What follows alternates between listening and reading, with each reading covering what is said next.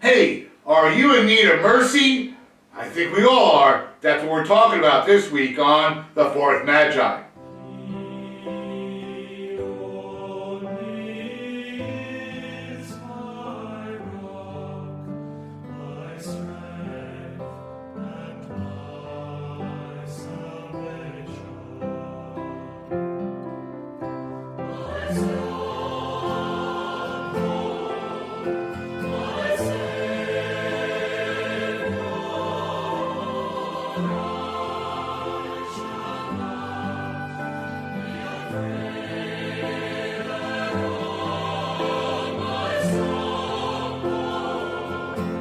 This week on the Fourth Magi, the Gospel is about Jesus appearing to his disciples in the upper room.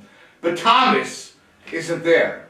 You know, Doubting Thomas, and this is where he gets his nickname. But Thomas isn't there, and so then Jesus shows up like 8 days later, and then Thomas is there.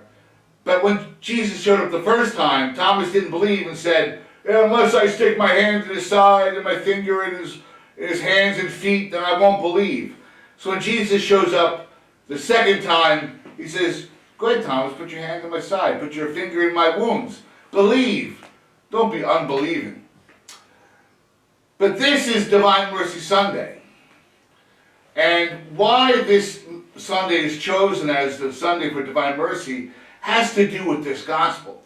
You see, this Sunday is designated because of a revelation to a nun in Poland, Sister Faustina Kowalska.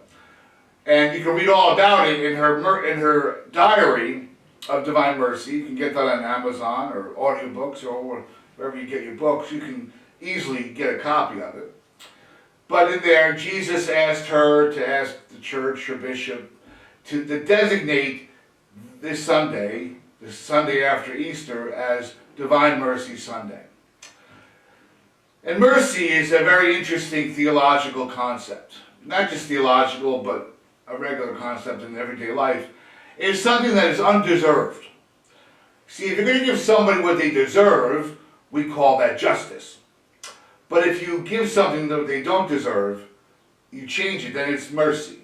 Like a person, owes you money, but they really can't pay the money. They lost their job, and they owe you a certain amount of money, and by not paying you the money, you get certain rights and privileges because they can't afford to pay you back. Like if you can't pay your mortgage, the bank can foreclose on it. They can sell your house at auction and things like that. But justice dictates that you made a deal, you signed a contract, and you should get what you deserve. That's justice. A person who commits a terrible capital crime and goes on death row, justice deserves that they receive capital punishment. They get the electric chair, or these days they get shot by a firing squad. But mercy commutes the sentence, commutes what justice dictates. And so it's something very benevolent. Yes, okay, well, I know you owe me this, but I'm going to show you mercy and I'm going to forgive the debt. We're not going to take your life by firing squad. We're going to commute your sentence, and then you get to keep your life and live the rest of your days in the prison.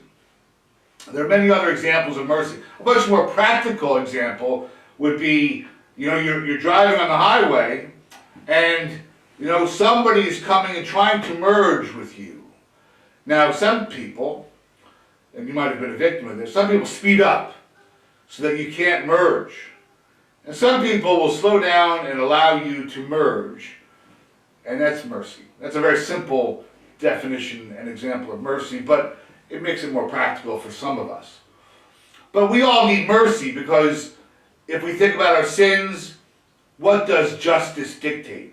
If Jesus died on the cross on Calvary because of our sins, that was such a violent, awful death, what do we deserve for our sins? What would the punishment be? What would justice dictate?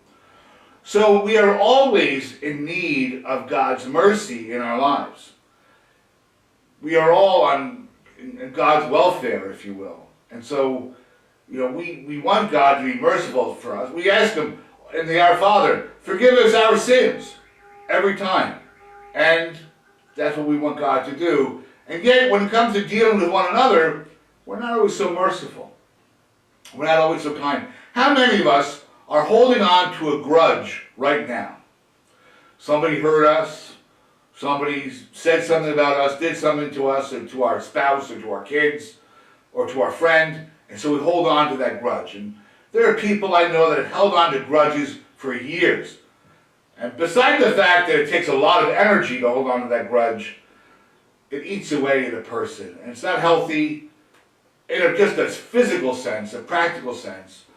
But as a Christian, as a follower of Jesus, who showed great mercy to us, we should show mercy to each other. If we expect mercy when it is our time to be judged, because we don't want justice, we should show mercy to one another.